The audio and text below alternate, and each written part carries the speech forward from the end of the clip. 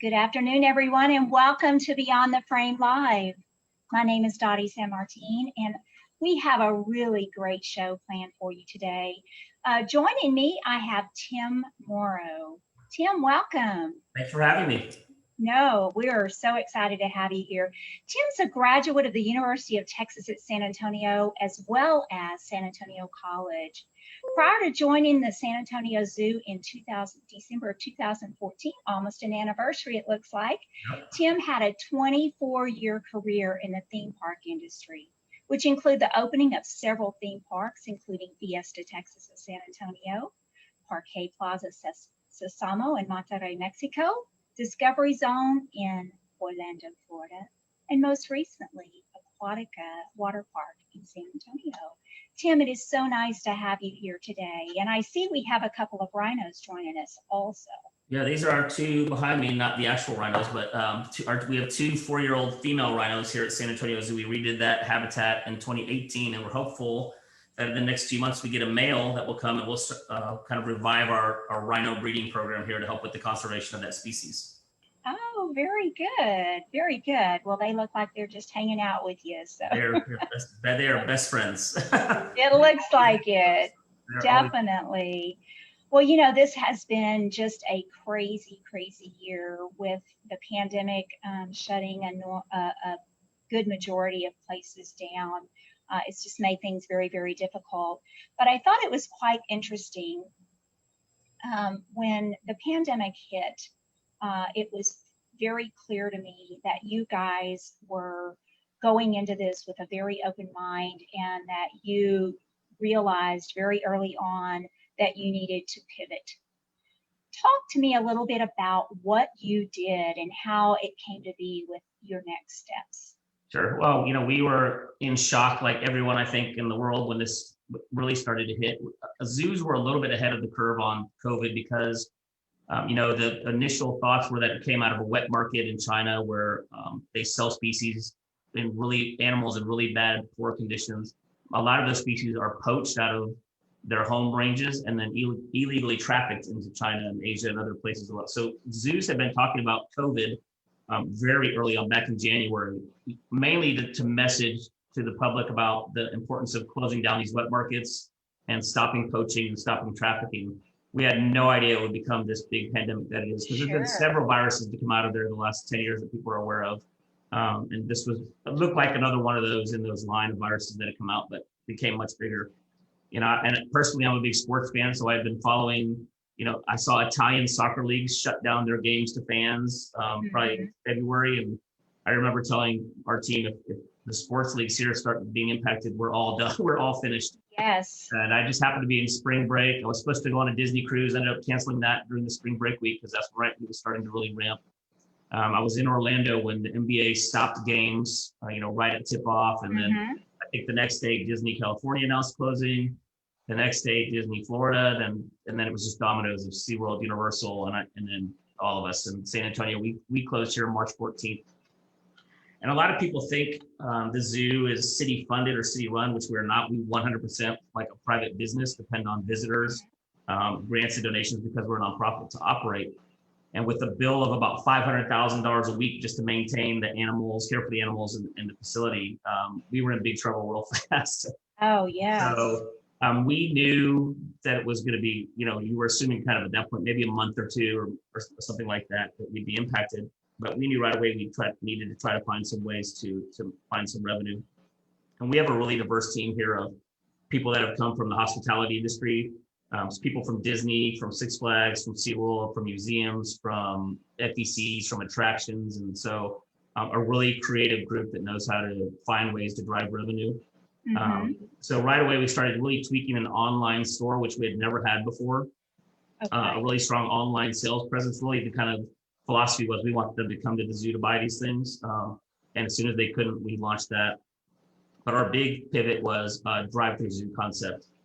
And so one of our marketing employees, you know, we drive through the zoo every day, our maintenance teams, our vets, our deliveries, our staff.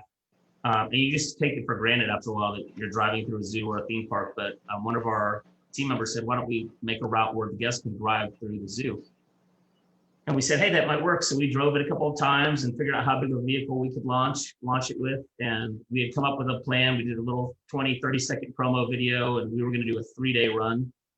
Mm-hmm. We were waiting for the governor in Texas or the mayor to lift stay-at-home orders. We didn't want to launch it when they were saying stay at your house unless it's food or medical. So, but then we wanted to do it so bad, we almost started to get a little bit afraid that they're going to just open us back up again, which they did not. So when they lifted the stay-at-home orders, we launched our drive-through zoo, which is the first in the world for a zoo for sure. Now, every theme park and zoo and attraction that can allow cars is doing drive-throughs, but that really saved us. We launched it with one social media post on Facebook for 3 days, and it sold out in about 90 minutes. So we went back, immediately had a meeting, an hour later, and said, we need to do this for a couple of weeks and just keep adding inventory as we go. And it sold out for almost a month straight, and we continued that. Once we were able to open for walkthrough traffic, we went back to that as soon as possible, but we continued to offer a drive-through option in evenings through October through our zoo. So okay, that was a great asset for us. And really the biggest benefit for us, besides the revenue, which was great, was the ability to bring back furloughed staff. We had to furlough 70% of our staff that first week. A lot of basically our entire part-time team of food service, merchandise, gate, all the guest-facing team members were furloughed. We were able to instantly bring those back with the launch of Drive Through Zoo because we needed so much help with traffic, and we had set up food carts and merchandise carts and things along the route. So it was a great win for us. Well, absolutely. I know, of course, there was a lot. I'm here in San Antonio as well, and there was a lot of media coverage about, the overwhelming response that you guys got. And that just, goes to show that people were wanting to have some sense of normalcy during the pandemic. So, I was just so pleased. And to be a leader in that, that must make you pretty proud to have a team behind you that's that creative. Yeah, we talk here all the time about, people talk about thinking outside the box. So this team just really doesn't believe in a box. We just throw every crazy idea we can imagine out on the table, and a lot of them stick. And this zoo is kind of known now for doing some rogue things and some things that go viral on social. Right before the pandemic, we had launched something called Cry Me a Cockroach, where people could name a cockroach or a rat after an X, and we did feeding. So we do a lot of things that are really outside the box, but fun. I think that people engage with the fun, especially now in this political climate and everything else we're living in with the pandemic and all that. Doing fun things are really resonating with people. Absolutely. Well, and it also, people are more apt to buy into something now. They're looking for things that they can do that distract them from the reality of what's really going on right now. And we have been doing this show since the very beginning, and one of the things that I always like to bring out is, what good can come out of this? What's the silver lining? And I've said it so many times before. It has really sparked creativity, and it has sparked people that otherwise don't really think outside the box to open up their mind and see things in a different way. And that's one thing that I hope to see continue. I love seeing the creativeness that businesses have come up with. Yes, it was out of desperation. They needed to find ways to generate revenue, but that is what people are wanting. That's what they're so hungry for right now, is they're wanting to grab onto something. They're wanting some sense of fun and, a way to distract. And so I really, truly hope that this wonderful creativity that we're seeing now, you guys have shown creativity for a long time, but y'all really upped your game as a result of the pandemic. So hats off to you and your team. Y'all have done a great job. Thank you. It's been inspirational to watch this team come up with these creative ideas and then have it be adopted by first zoos all over the world.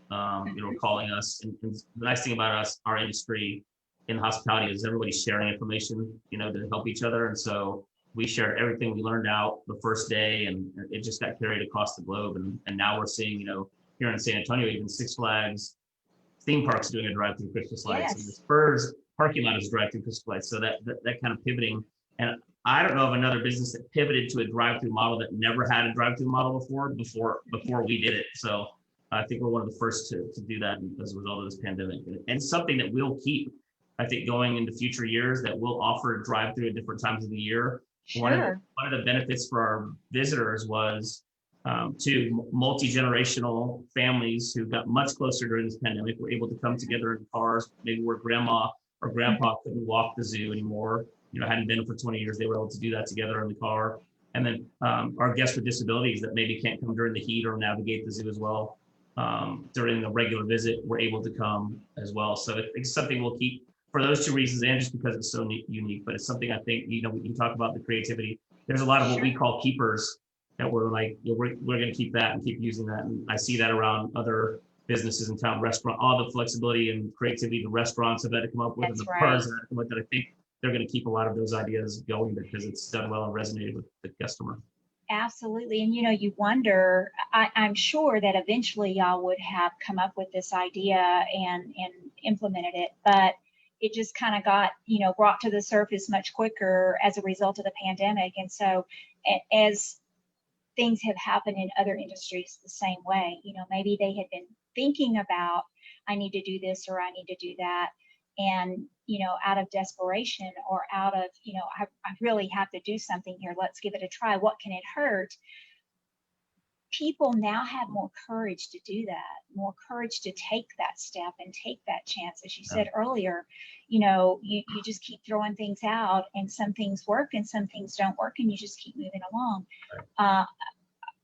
Customers are they're very forgiving right now. If you try something and it doesn't work, well, I've tried something, and they like to see that businesses are trying to accommodate them. They're trying to give them options to get out of their bubble in a safe way and still have, some entertainment in their lives. So I think it's very interesting how things happened.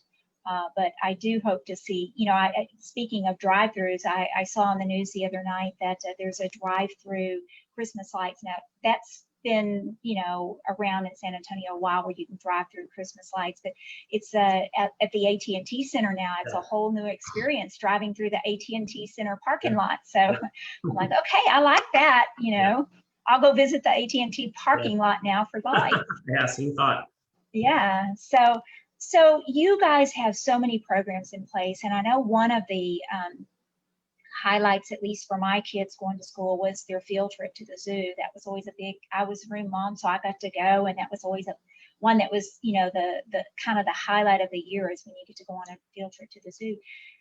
What are you doing right now as far as that? How have you handled field trips? Yeah, we're really at the mercy of the schools and what their policies are and what they're doing. So we've gone to almost, virtually, where we were doing between 80 and 100,000 field trips a year. We're doing we'll maybe see 100 kids a week right now, and it's usually little private schools or daycares and things like that now versus the districts. So we're not seeing the districts anymore. So during the pandemic, also what was important to us was our mission is, we're many things at the zoo. One, we're a tourist attraction or a local attraction. We get people to the zoo because it's fun, and then we take that opportunity to teach them, which is our mission, the core of our mission. We lost that without the ability for guests to come to us for over 10 weeks. So we started doing a lot of virtual social media. We went from maybe 3 posts a day to 6 to 8 a day. And a lot of that was live animal chats, live behind the scenes. We operate a school here, so our school was doing crafts for the kids to do at home. And that really morphed into taking programming that we would do here at the zoo for the kids virtually into their classroom. So now we offer virtual tours, virtual field trips to the school districts, where we come through the computer to the children's classrooms and do it that way. So we've really pivoted 180 degrees to taking our education team that's usually hands-on here with the kids or the schools at the zoo virtually into their homes. Well, and that also sends out a great message to the community that you guys did pivot early on, and that you are continuing to evaluate the situations and come up with programs, to satisfy the needs. And that really starts to develop that loyalty of your customers, to see that you are so dedicated and that you are willing to make drastic changes to what you do in order to still provide a service to the customers. I think that that's going to have a lasting impact on the zoo. Yeah, we've seen that in many ways. When we first opened the drive-through zoo, Every guest was thanking every employee they saw for being here and opening for them. It was really the first thing the community could get out and do safely, in their own and feel safe. Yes. And then conversely, so there's a new appreciation, I think, for people in their cities of their hometown attractions and the things they can do right in their own backyard. You just kind of take it for granted if you live there all the time. And then conversely, there was a new appreciation for the visitor and the guest that's paying to come see you and really support you and your job, and realizing how important that the guest is. And so it was thank you back both ways the entire way through drive through the zoo. And that's all you heard as you walk the zoo, is the employees and guests engaging with each other and just thanking each other for being there. I think they were also just happy to talk to somebody outside of their family in person. Exactly. But it was really nice to see. And then, as a nonprofit, we were fundraising for a emergency fund, which has morphed into a recovery fund, but donations from all over the country. And a big part of that was our social media outreach. And this is the things we were doing. We had Zen yoga live every morning for an hour in front of habitats, and just lots of fun educational content being pushed out all day long, because we knew people were just stuck in their homes and probably online and needed some positivity in their life. And we literally played on the word pause, PAWS, and it was a stay positive campaign. And we just had that going for probably 3 months. Very nice. Well, one of the things that I was curious about is how the pandemic has affected the caregivers, the animal caregivers.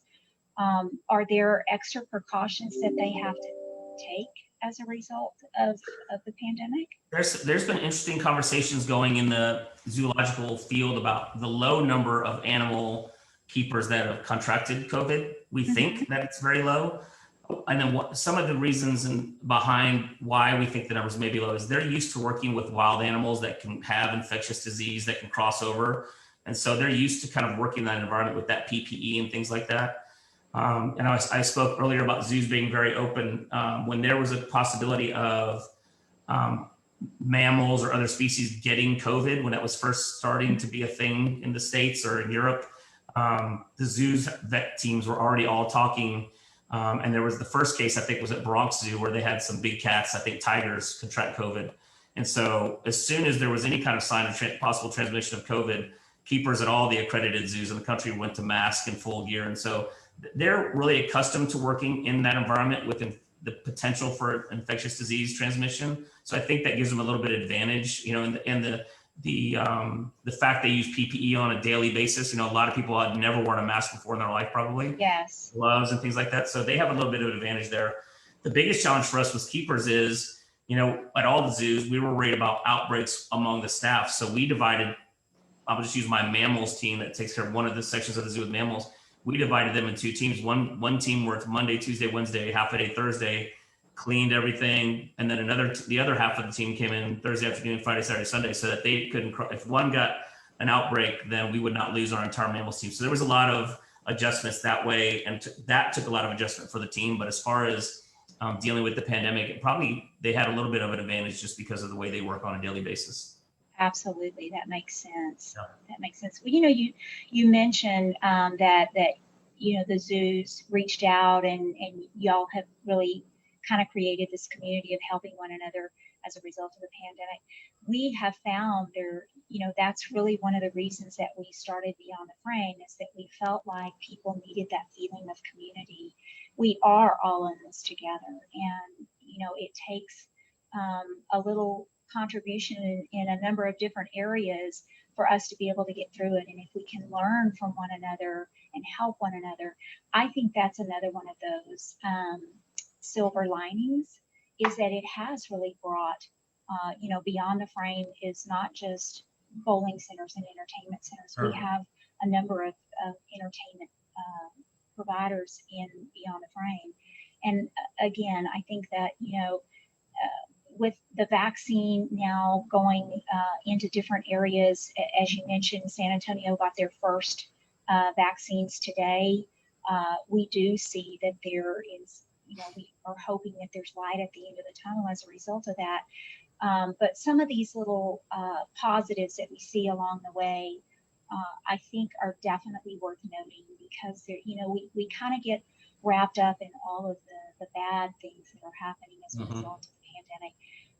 But there are, it really has brought not just industries together, but it has brought families together. You know, we had gotten so far off track with communication and basically just taking, you know, family members and friends for granted Mhm. sometimes because we get caught up in the hustle and bustle. And so it's nice to see that maybe it is through a Zoom call like this, but I do feel that people realize the value of communicating. Had the zoo not communicated with their patrons, you know, in such detail as to your vision and what you were doing and reaching out and including them in your journey, the results likely would have been different. Um, Definitely. so it's been really interesting. I want to talk to you a little bit about you have a program that just launched that I thought was quite interesting. And, you know, I always like to look at similarities of what our guests are doing and what people in the bowling entertainment business can do. And I think that this was very creative. You started a program called Road to Recovery. Can Right. you share with us a little bit about that program?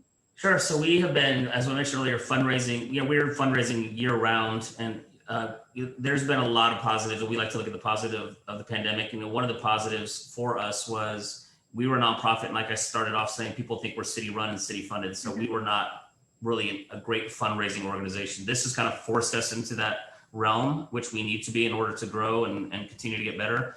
And Mm-hmm. so from the beginning, we had an emergency fund, and we're getting donations from all over the country, with people helping us. And that really morphed into, once we got opened again, then telling people, you know, we're not out of the woods yet just because we're open. We're at limited capacities. Not everybody's coming back that was here before. We still need help. We've lost for, and probably a lot of your attractions, we do a majority of our business during spring break and summer, and we lost both of those this year. Yeah. And so the recovery fund really morphed into, how do we get back on our feet for this year and be stable going into next year? Mm-hmm. And so our latest campaign is a brick paver campaign that people have done brick paver campaigns before, but this one, we've been really working hard at the zoo here to create these realms that we take people to. You feel like you're immersed in Africa or immersed in Australia, and we have an Amazonian realm that we're working on, a new exhibit for our jaguars. And so our design team came up with this big face of a jaguar that will sit on our main pathway into Amazonia, and people can get bricks with their names, their own names, their names of their family members, their company's names or their company logos. And the bricks, I think, start at $10,000, $100 and go to 10,000, I think, and something in that range. So people are really excited that they get really a twofer. They get to help the zoo recover Mm-hmm. from the pandemic and the issues we've had from that, and their name lives in this legacy Forever. jaguar exhibit for, you know, as long as it makes it there. But it is interesting. You go back to the drive-through zoo. We were saying we have to get the right size bricks to be able to handle drive-through zoo in future years. So it all kind of comes back full circle, that going forward and thinking about how we're designing the zoo and how we're designing future, we have room to expand here, about 15, 20 acres, Mm-hmm. designing with that new thought in mind of, we may have to be really creative again one day. And that comes down to even what size bricks we're able to put on our pathways, because now we have we've had heavy vehicle traffic. So, but this has been a great way. And we had a foundation give us a big matching opportunity where they pledge us a certain amount. They said, we'll give you this check if you match it from the public. Mm-hmm. We're getting close on that to matching that, and then that will help us with our recovery. So it's just a Oh, nice thing that the community can get involved with. And what we've seen is the community really does appreciate their local attractions, their bowling alleys, their FECs, their movie theaters. They don't realize how much fun and how much family memories they've created at those places until they don't have it.